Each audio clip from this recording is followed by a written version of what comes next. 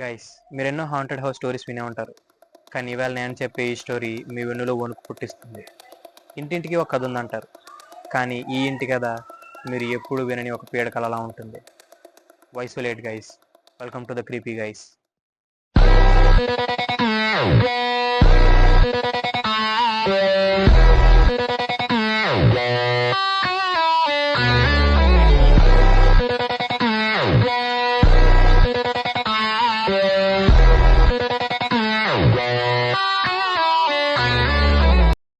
రాహుల్, సమీర్, ప్రియా ముగ్గురు ప్రాణ స్నేహితులు. వాళ్ళ ఊర్లో ఉన్న పాడుబడ్డ ఇళ్లను, శ్మశాన వాటికలను, ఇంకా అందరూ మర్చిపోయి వెళ్ళడానికి భయపడే ప్రదేశాలను పర్యటించడం వీళ్ళకి అలవాటు. అయితే ఒకరోజు ప్రియా దొండ్లకోట అనే ఒక హవేలీ వాళ్ళ ఊరి చివర అవుట్స్కట్స్లో ఉందనే విషయాన్ని ఇన్స్టాగ్రామ్ పోస్ట్ ద్వారా తెలుసుకుంటుంది. దాని గురించి రీసెర్చ్ చేయగా అది ఒక జమీందారుదని అండ్ ఆ జమీందార్ అకస్మాత్తుగా కనిపించకుండా పోయాడనే విషయాన్ని తెలుసుకుంటుంది. గడిచిన సంవత్సరాల్లో ఎవరైతే ఆ హవేలీలోకి వెళ్ళారో వాళ్ళు తిరిగి రాలేదనే రూమర్స్ని వింటుంది ప్రియా. హే గాయ్స్, మీరు దీన్ని అస్సలు నమ్మరు తెలుసా? మన ఊరి చివర దొండ్లకోట అనే ఒక హవేలీ ఉందంట. అక్కడికి కొన్ని ఇయర్స్గా ఎవరూ వెళ్ళే ధైర్యం చేయలేదు. అది హాంటెడ్ అని అంటున్నారు. అక్కడికి వెళ్దామా please? Oh please Priya, stop it. దయ్యాలు భూతాలు ఇవన్నీ జస్ట్ స్టోరీస్ అంతే.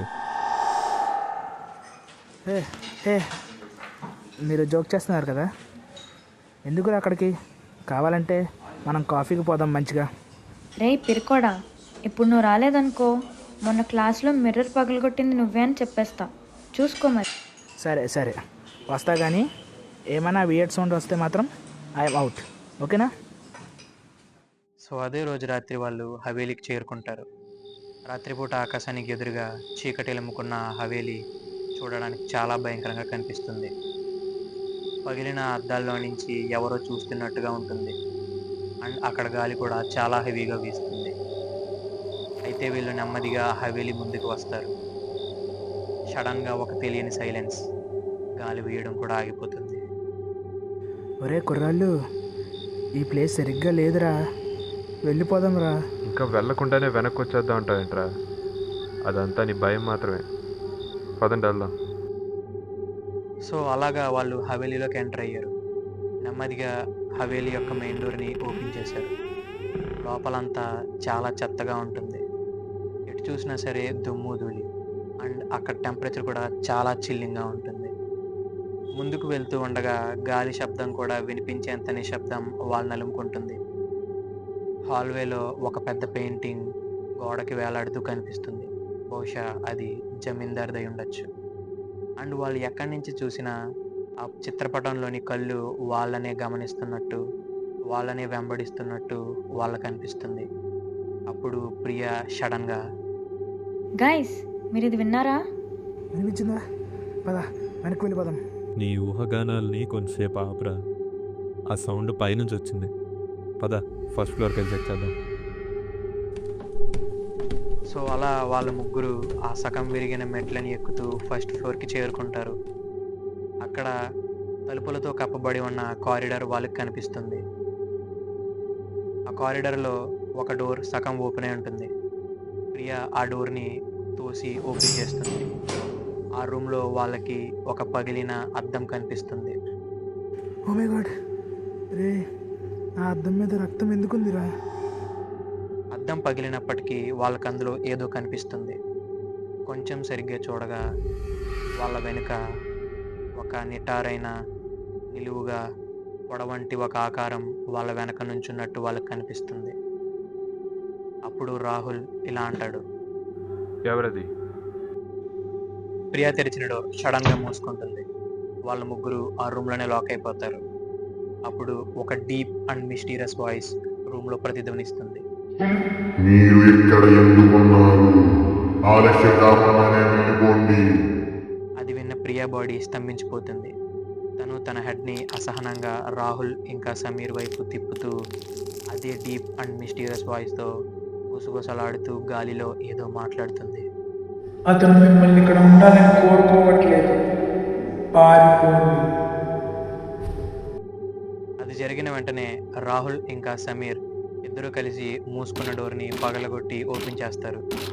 ఆ వెంటనే వాళ్ళిద్దరూ ప్రియా చేతుల్ని పట్టుకొని అదే మెట్లను తొందరగా దిగుతూ హాల్లోకి వస్తారు. నెమ్మదిగా వాళ్ళ చుట్టూ చీకటి ఎలుముకుంటుంది. ఆ చీకటిలోని జమీందార్ యొక్క చిత్రపటంలోని కళ్ళు ఎర్రగా మెరుస్తూ వాళ్ళకి కనిపిస్తాయి. అది చూసిన వాళ్ళ ముగ్గురికి గుండె ఆగినంత పనవుతుంది. వెంటనే వాళ్ళ ముగ్గురు ఆ హవేలీలో నుంచి పరిగెట్టుకుంటూ బయటకు వచ్చేస్తారు. ఆ సన్నివేశాన్నంతా చాలా దగ్గరగా ఎక్స్పీరియన్స్ చేసిన ప్రియ కన్ఫ్యూజన్లో వాళ్ళని ఇలా అడుగుతుంది. ఏమైందిరా? నాకేం గుర్తులేదు. అసలు ఏమైంది లోపల? నువ్వు పొసెస్ అయ్యో, ఏదో ఆత్మ నిన్ను ఆవహించింది. నీ వాయిస్ మారిపోయింది చాలా భయంకరంగా. రే ఆప్రా గైస్, ఇంక ఈ ప్లేస్ గురించి మళ్ళీ మాట్లాడద్దు, సరేనా? నెక్స్ట్ డే మార్నింగ్ రాహుల్ చెమటలతో సడన్గా నిద్రలేస్తాడు. తన బెడ్ ఎదుర ఉన్న అద్దంలోకి చూస్తూ తనలో తను నవ్వుకుంటాడు. ఇది కళ, థ్యాంక్ గాడ్. అలా బెడ్ మీద నుంచి లేచి ఆ అద్దంలోకి చూస్తాడు. ఆ క్షణం రాహుల్ స్టన్ అయిపోతాడు. అద్దంలో తన వెనక ఏదో ఒక ఆకారం నుంచున్నట్టు కనిపిస్తుంది. రాహుల్ వెనక్కి తిరిగి చూడగా అక్కడ ఎవరు ఉండరు. సో గైస్, ఇదంతా ఒక పీడకల, లేకపోతే వాళ్ళు నిజంగానే ఆ కోట నుంచి ఏదైనా ఫాలో అయ్యిందా? Share your thoughts in the comments.